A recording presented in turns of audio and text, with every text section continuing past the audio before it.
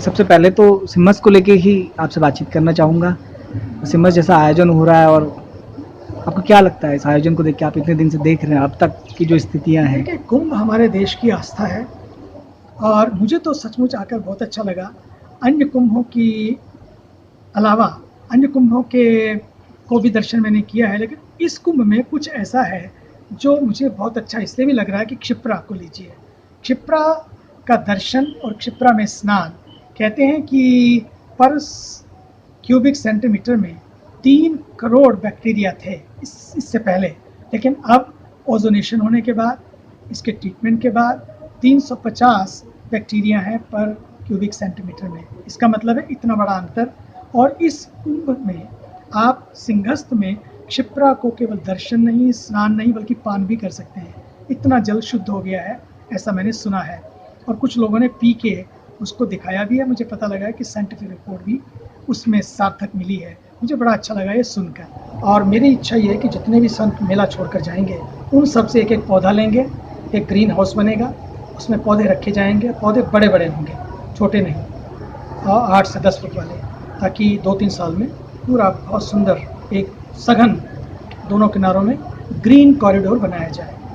तो लोग पेड़े अर्पण तो करें, पेड़े खाएं, बहुत अच्छी बात है, लेकिन पेड़े नहीं, अब पेड़ लगाएं, ये बहुत ज़रूरी है। मैं तो ऐसा मानता हूँ। धर्म की अगर बात करें जी, क्षिप्रा का महत्व जो धार्मिक ग्रंथों में मिलता है, तो धर्म के अलाउ करता है कि नर्मदा में नहाया जाए बजाय क्षिप्रा के? मैं समझता और हूँ ये कि हमारे यहाँ तो एक मंत्र है, गंगे च यमुने चैव गोदावरी सरस्वती नर्मदे सिंधु कावेरी जलेस्मिन सन्निधिं कुरु। गांव में खड़ा हुआ एक व्यक्ति आंख बंद करके इस मंत्र का ध्यान करता है। इस मंत्र से इन सब नदियों का आवाहन करता है अपने गांव की नदी में, और सारी नदियां कहते हैं प्रवेश कर जाती हैं। प्रार्थना करता है, हे नर्मदे, हे गंगे, हे यमुने, हे सरस्वती, तुम इस मेरे गांव की नदी में, एक छोटी सी नदी में आप प्रवेश कर जाओ। भक्त की भावना है और नदियां प्रवेश करती हैं। वो मानता है कि मैंने नर्मदा में स्नान किया, मैंने गंगा में स्नान किया, मैंने गोदावरी में स्नान किया, तो क्यों नहीं क्षिप्रा में स्नान किया। ऐसा भाव उसका बनेगा या होगा, तो वो तो क्षिप्रा में ही स्नान करके जा रहा है। लोगों को सचमुच अपनी प्राकृतिक खूबसूरती को बनाए रखना है। अब तो मैं समझता हूँ क्षिप्रा और पार्लर बनाने चाहिए कि क्षिप्रा के तट पर लोग जब आएंगे, तो क्षिप्रा के तट पर जब लोग आएंगे और ग्रीन कॉरिडोर्स होंगे, तो ऑक्सीजन इतनी होगी वहाँ पर, क्षिप्रा ऑक्सीजन पार्लर। लोग जब शहर से उबेंगे, नाक नहीं बंद करना पड़ेगा, क्षिप्रा के तट पे आएंगे और उस ऑक्सीजन पार्लर का आनंद लेंगे। और ये तभी संभव है जब हम सब मिलकर, सरकार राशि खर्च कर सकती है, लेकिन रिश्ता तो लोगों का जुड़ता है, राशि से रिश्ता नहीं जुड़ता है। रिश्ता तो लोगों की भावनाओं से जुड़ता है।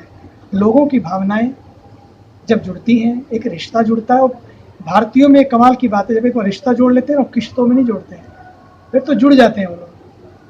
क्षिप्रा से जुड़ेंगे ना, तो पक्का मानिए। सरकारों की क्या भूमिका रही है? मैं समझता हूँ सरकारों की भूमिका की एक लिमिट है। पैसा खर्च कर सकती है सरकार, भावना भी अच्छी हो सकती है, नीति भी अच्छी हो सकती है, और नियत भी अच्छी हो सकती है, लेकिन नियति अच्छी हो, इसके लिए समाज का जुड़ना बहुत जरूरी है। आप संतुष्ट है सरकार ने अब तक जो काम नदियों के संरक्षण के लिए किए? मैं समझता हूँ कि सरकार को ग्रैंड प्लान तो बहुत अच्छे बन रहे हैं, लेकिन ग्राउंड प्लान भी बनना चाहिए। उसमें एक पायलट प्रोजेक्ट बने, भले ही छोटे छोटे बने, 500 मीटर के बने, 1 किलोमीटर के बने, लेकिन वो दिखने चाहिए। और मुझे पूरा विश्वास है, जिस तरह का माननीय मुख्यमंत्री जी से बातचीत हुई है, निश्चित रूपेण इस ओर सफल प्रयास होगा। अब लगता है कि सरकार और सबका सहकार, उसमें एक सेतु बनना चाहिए। और सेतु तभी बनते हैं जब अपना कोई हेतु ना हो। क्या सोचते वो हैं इसलिए आप? बोतल बंद पानी हुआ कि हमने मौका दिया, नदियों को प्रदूषित कर दिया। लोग घबराते हैं, नल का पानी हो या नदी का पानी हो, दोनों से घबराते हैं। तो नल और नदी में एक रिश्ता था, नदी से ही नल बनता था, नदी से नल में आया, और नल से हमने कहाँ भेज दिया उसको, टॉयलेट में, और टॉयलेट से वापस कहाँ जा रहा है, नदी में। तो हमने सारे चक्र को ही समाप्त कर दिया। तो नदियाँ तो हमारे देश की बैरोमीटर हैं। एक क्लाइमेट चेंज की बात हम करते हैं, सच मानो तो जल और वायु को यदि हमें शुद्ध रखना है, यदि हमें प्रदूषण मुक्त रखना है, हमारी नदियों को हमें प्रदूषण मुक्त रखना होगा। और उसके लिए हम सबको काम करना होगा। इस देश के प्रधानमंत्री ने, ऊर्जावान प्रधानमंत्री, यशस्वी प्रधानमंत्री, लेकिन झाड़ू उठानी पड़ी, झाड़ू उठा ली उन्होंने, लेकिन मुझे तो लगता है कि हम सबको झाड़ू बनना होगा।